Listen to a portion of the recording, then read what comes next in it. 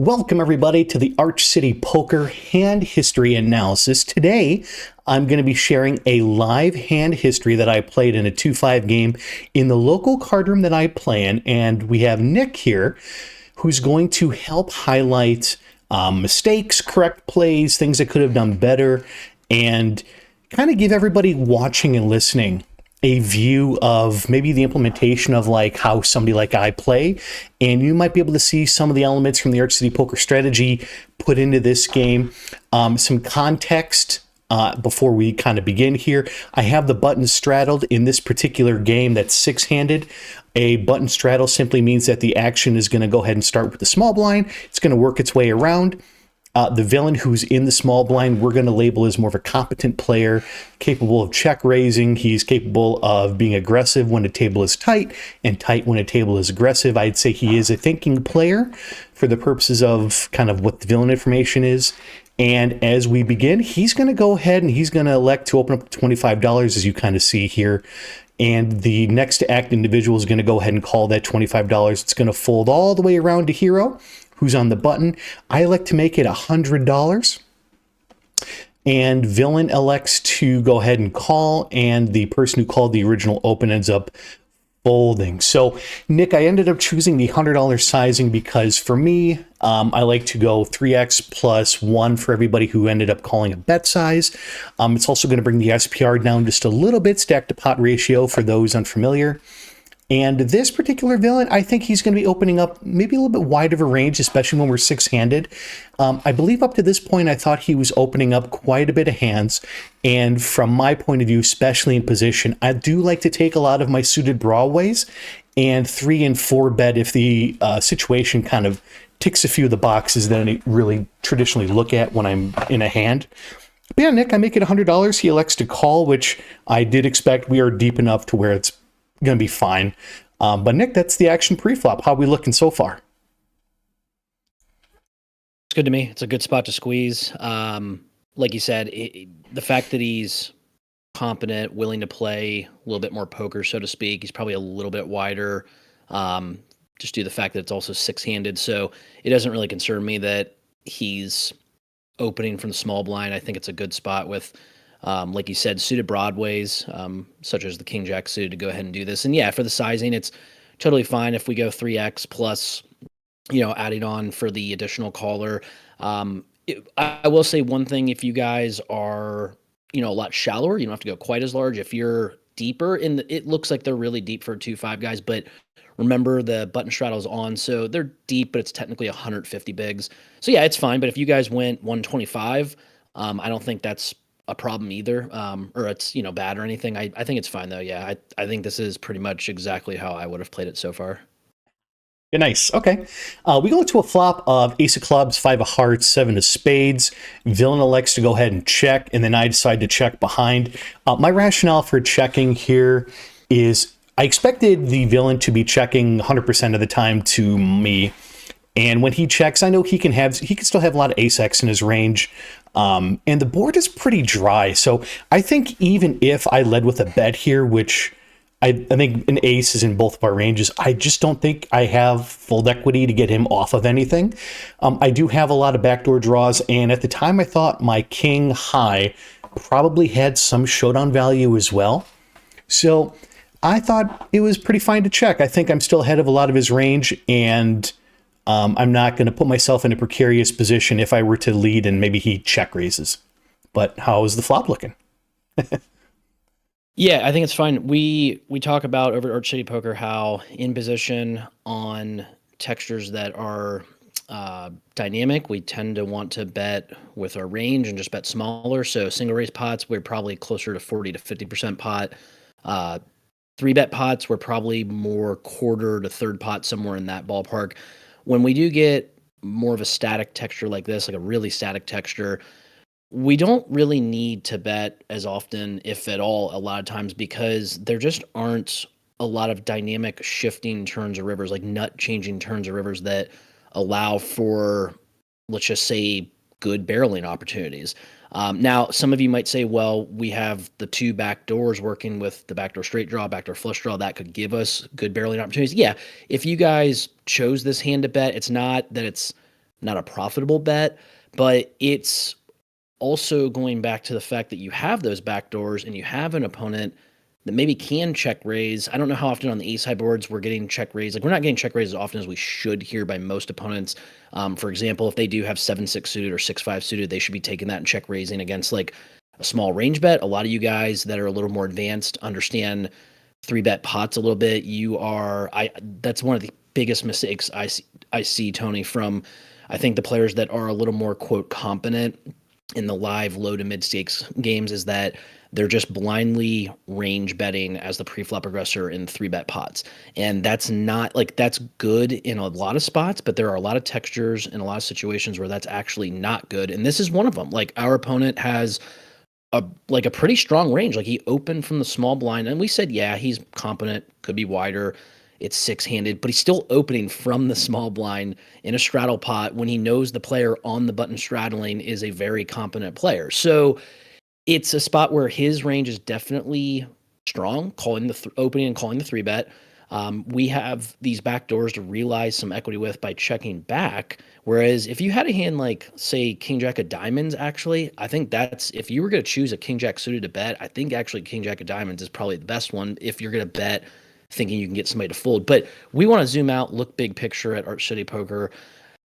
On this static of a board, guys, we pretty much want to actually check most all of our range. I would say we can feel comfortable betting. I would personally bet ace, queen, or better. And then I would, against somebody especially competent, even if they're not competent, I would choose some bluffs to start. Like, even if we don't think we have fold equity now, it's actually about like the rest of the game tree. Like, I feel like I'm building a pot to get them to put money in now to get them to fold later. So if I have some of those, maybe like a 5x blocker blocking the sets, or maybe ace 5, you might have maybe some of the 7x. If I had 9-8 suited that I squeezed with and I have that gutter, I think that's a good candidate. But otherwise, there's obviously not a lot of like natural bluffs on this board. A lot of them would come theoretically in the form of some of our like broadways that don't have as much showdown value. So yeah, Tony, I think, again, big picture, I think checking back this hand in the majority of our range is going to be the right move here because, again, there's not a lot of dynamic shifting turns or rivers or runouts, if you will. So it makes sense for us to check back. We get a little bit more clarity as far as where our opponent's at in their range when we see them act on the turn. Sounds good to me. And we do see a turn, and it is the King of Spades. The villain elects to lead into us for $50 in a $225 pot. Hero elects to call here. Thinking was, at the time, pairing a king, pretty good, I would say. We're still behind a lot of ace-x stuff, but he also could be trying to blow us off of a middling hand that maybe is a little bit uncomfortable. A hand like, I don't know, 9s through even queens, to be honest with you, that maybe didn't like the ace on the flop, and the king just kind of made that a little bit worse. He also could be betting, perhaps he's got a flush draw that he turned, and he's just trying to fold out maybe hands that just want no piece of this board. He also may be accustomed to the pre-flop aggressor maybe barreling most flops when they've connected, and when they don't, maybe that's his green light to go ahead and bet. His sizing was a quarter pot, and there was a moment where I'm like, well, maybe I can just make this, $350, $400. I can just really blast him off this hand and set up a river shove. But as I kind of thought about it, I just don't think that the board is just dynamic enough to where I'm getting enough folds from him. I think that his ace-x will probably stick around, and if he's got a hand that maybe has me smash like 5s or 7s, I'm just not getting better hands to fold, I thought. And if he is bluffing, I just kind of want him to keep going. But those are my thoughts, Nick. So, yeah. Yeah, no, I think they're pretty good. I think this street won't take quite as long as we took on the flop, but I think that we obviously have good showdown value with the king. Our opponent's bet, as Tony alluded to, like the texture's still incredibly static, guys. Like it's a situation where usually we read quite a bit into our live low stakes opponent's sizing. Their sizings are definitely tells most of the time. On more of the static textures, though, you got to be a little bit more careful. And so I I think this bet can definitely still be hands like Ace X. I think with a more competent opponent, we probably can remove a fair amount of Ace King because that probably does four bet quite a bit. But it is the live low stakes games. There still could be some Ace King in there, but I don't think there's top set. I don't think there's a set of kings for our opponent. Ace 7 and Ace 5 aren't quite as likely. So like it's to me, his range with this sizing is a fair amount of Ace X hands. It could be Ace Jack, Ace 10, maybe some Ace Queen. I think there's a lot of that. There's some, not as much, but there are some spade combos in there. And then this could be some Queen Jack, Queen 10 and Jack 10 suited. Those are possible as well, like for those gutters. Maybe a hand like 9-8 suited, but that's pretty much about how I would range him. And, you know, kind of going back to what Tony was saying, like if you guys had an inclination to maybe kind of blindly like attack a small size like this, like maybe you can get him off an ace, maybe you even take it a step further and you say, well, what can I represent if it is a competent opponent? And I can represent maybe a slow played top set or top two, or I have a set of kings. And that's true. I think we can do that better than our opponent. What I would like to do though in this spot is if I think my opponent does have an ace X hand, I want to call, and then I kind of want to confirm that on a lot of rivers. And, you know, I can determine then with, again, like just more info, more clarity, if I have a hand that is worthy of calling or checking back with showdown value, or if my opponent does bet and he kind of confirms that he pretty much has like an ace X hand, that's then a situation where I think we can credibly rip a bluff then. So instead of getting him off it now, we can get him to put maybe more money in on the river and then throw in a credible river raise, which looks incredibly strong. So yeah, Tony, but you know, in a vacuum, guys, like we've turned showdown value. There aren't a lot of reasons to raise here. Folding's out of the question against somebody that's putting in a stab for this price. So call is, I think, the easy decision. I like it. And the river ends up peeling the third king. So the king of diamonds. And so all the flush draws missed, any straight draws missed. And feeling pretty good about that card. Villain elects to lead for $100. And I simply just didn't want to call with this hand. I think it's just much too strong. And I elected to raise to $400. And the thinking here, before we take it to the next step, was we have just the king is fantastic. I think if our opponent has an ace, I think he's going to bet the $100. So we're going to try and get value from an ace. The problem was I blocked the strong aces that might call, right? So I block ace jack, which might call. Ace queen might. If he's got a flush draw, I'm basically blowing him off of. He's just not going to continue. But there was a chance that if he's barreling a hand like king X, there's a real chance for me to get just a lot of value from him. And he still may call with an ace. So I'm still targeting basically ace queen all the way back down, hoping, you know, ace 5 and ace 7 also were counterfeit. So we have basically the nuts. I think the only hand in real time that I was worried about was probably king queen. That was the only thing that kind of made sense. So I elected to make it 400. Villain elects to go ahead and make the call, which I actually didn't expect him to do.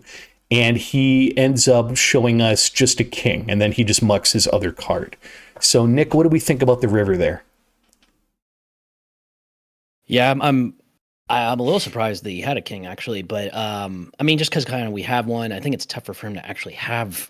I guess he has king 10 suited. That's the only, maybe king 9 suited. I can't imagine him having anything outside of that. But yeah, I mean, I think your thoughts are pretty solid there. I would say that his sizing to me, I think the vast majority of the time, his sizing is going to scream a hand like ace queen or ace jack, maybe ace 10 suited. And so I got that confirmation on the turn, or via his turn in river, or now his river action. So guys, when I get to spots like this, in river is where I tend to deviate quite a bit as far as how I want to attack the situation. So Tony, I'll start actually with a question for you. So let's say that you had first, it's kind of like 1A and then 1B. 1A, do you think you get to the river with Jack 10 of spades the same way that you did King Jack of clubs, perhaps?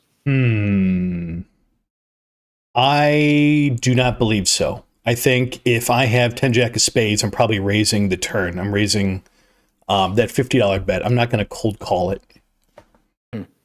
Okay, so I guess I mean that's fine too. The point I'm making is that let's say you end up on the river and you believe that the like he bet what was it, fifth pot or so on the turn, and then he's betting kind of like third pot on the river, um, kind of like a block. And that's why I Hmm. was a little surprised to see the king. Like if he's balanced and good, he should include some nutty hands in there like that. But the real question I have for you then is, let's say he bets the 100, and you don't think you have a hand that is worthy of calling with, but maybe you can turn it into a bluff. Like, what number? What's the size you think you would have to use to get him to fold an ace? When he's betting the turn or the river. River, when he bets 100, like what size do you think if we deem it a really good spot to raise, because it's like a really good spot to rate, like to represent a big hand. It's hard for you to have a lot of bluffs there. Mm, Then what sizing do we think we need to use to get him off of the kind of range that bets fifth pot on turn, third pot on river, kind of screaming usually? I know he had a king, but usually they're going to show a lot of ace, queen, ace, jack, ace 10 there. yeah, I would say, because I also thought about this just because we were deeper. I did think about making it Hmm. closer to 500 or 600 just to like really kind of blast him. And I think what I did is take more of an exploitive route and specifically target an ace that I don't think would have folded. But if I'm Right. trying to drive additional fold equity, because again, I'm not trying to be super balanced with my bluffs and my value here against this villain in this specific spot. If Hmm. I'm trying to get him to fold, I'll exploitively change up the sizing and I'll pump it up a bit. And if I want an ace to call, because I didn't think he had a king, I'm trying to target an ace. So I Yeah. don't want to blow him off of an ace, which I thought would have been 500 or 600 as a raise. Yeah. So, and that kind of is the point I'm making, guys, is that we're basically saying that if I get to this spot and I have a bluff on the, or let's say I have like, let's say I called turn with pocket tens, and it's similar to the king jack, but let's say it's a little bit lesser, maybe in showdown value, like tens or nines or something like that. And I get this river king, and my opponent takes the same exact line. Like he bet the fifth pot on the turn. Now he bets like third pot on the river. And it's screaming essentially like I have like a pretty good hand, but I don't have a hand I'm trying to go for maybe a ton of value with. I I honestly think it's a really good spot to go really large, maybe even honestly shoving on them here. And the thing is, you're always going to fold out the ace. I actually think it's such a strong, like large raise spot that you could actually get the rare king X hands that they have to fold. But I just don't think they have trips or better often enough to really even worry about it. Especially like for your sake, Tony, like exploitive speaking when you block it. But yeah, like if we're bluffing, I think it's a great spot to go really large. Now, as Tony alluded to, and I think it's correct that if we're playing max exploitive poker, and we range this opponent as such as having like an ace X type of hand, then I think your sizing was pretty good. I actually thought though that I think you're exactly right. Like I was thinking before you clicked it that more something like 500 or 600 exactly, to try to target like ace queen and ace jack, ace 10.